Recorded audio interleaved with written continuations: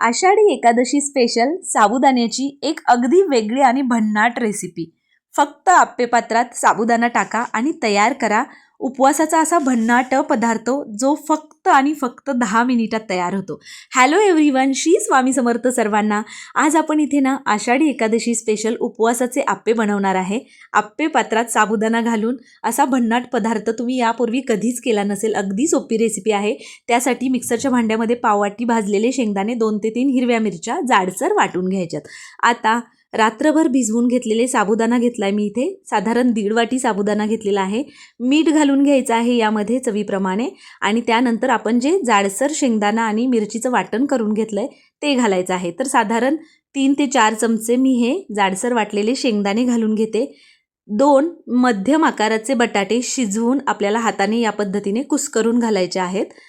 तर बघा, कुस्करून घालायचे नसतील तुम्ही छोट्या किसणीने किसून घातलं तरीही चालतील। आता हे सगळं आपल्याला मिश्रण छान एकजीव करून घ्यायचं आहे आणि त्यानंतर याचे छोटे छोटे आपल्याला गोळे करून घ्यायचे। तर इथे बघा, छान एकजीव झालेलं आहे, सगळं मिश्रण तयार झालेलं आहे। आता अगदी छोटं लाडूच्या आकाराचा गोळा घ्यायचा आणि आपल्याला याचे छान गोलाकार असे गोळे करून घ्यायचे। हाताला चिकटत असेल तर तुम्ही तेल लावलं हाताला तरी चालेल, तेलाने अजिबात हाताला हे मिश्रण चिकटत नाही। तर याच पद्धतीने मी सगळे गोळे करून घेतले। आता या आप्प्यांसोबत खाण्यासाठी आपल्याला एक चटणी तयार करायची आहे। तर त्याच मिक्सरच्या भांड्यामध्ये मी इथे सुकं खोबरं घातलंय। तर बघा, साधारण पाव वाटीला थोडंसं कमी सुकं खोबरं घालायचं आहे। शेंगदाणे घातलेत आणि मिरची घातली। आता मी इथे एकच मिरची घातली आहे। पाणी घालायचं आहे आपल्याला आणि याला आपल्याला छान वाटून घ्यायचं आहे। तुम्ही याला फोडणीसुद्धा देऊ शकता, जर तुमच्याकडे जिरं चालत असेल तर जिऱ्याची फोडणी दिली तरी चालेल। इथे आपले गोळेसुद्धा तयार झालेले आहेत, तुम्ही बघू शकता। मस्त असे छान एकसारखे आपण हे गोळे तयार करून घेतलेले आहेत। आता आपल्याला हे आप्पे पात्र गरम करायला ठेवलं होतं, त्यामध्ये सगळ्या मोल्डमध्ये आता तेल घालून घ्यायचं आहे आणि त्यानंतर हे गोळे आपल्याला या आप्पे पात्रामध्ये घालून घ्यायचे आहेत। मस्त आज आपण इथे अगदी हे साबुदाणा वड्यासारखीच रेसिपी आहे। साबुदाणा वडा आपल्याला डीप फ्राय करतो आपण, पण या पद्धतीने आप्पे पात्रात आपण हे साबुदाणा वडेसुद्धा तुम्ही याला म्हणू शकता, पण खूप छान लागतात चवीला।